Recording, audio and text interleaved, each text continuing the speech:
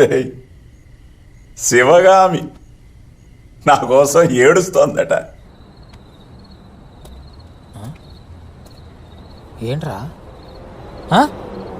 ఒరే ఎన్నిసార్లు అవి నాన్న గురించి అడిన సమాధానం చెప్పాడేంటి వీడు?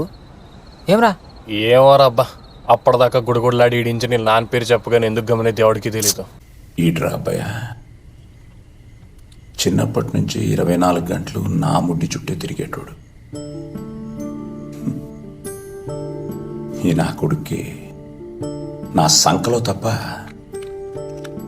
ఇంకేడా నిద్రపట్టి చచ్చేది కాదు.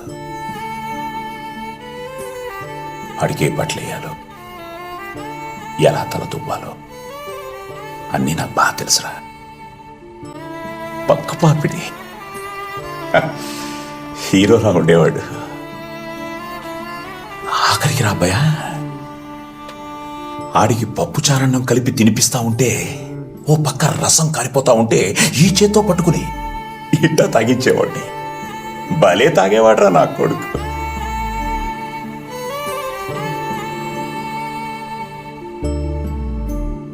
ఇప్పుడు ఏమైందో తెలియదురా అబ్బయ్య. బొత్తిగా నాతో మాట్లాడటమే మానేశాడు. ఎందుకు మాట్లాడలేదు?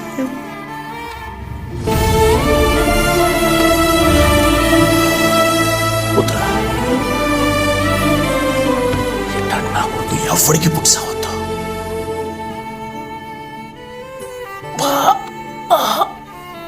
తల పగిలిపోతాందిరా. ఇట్టి రై, మొత్తం బాటిల్ ఇవ్వరా.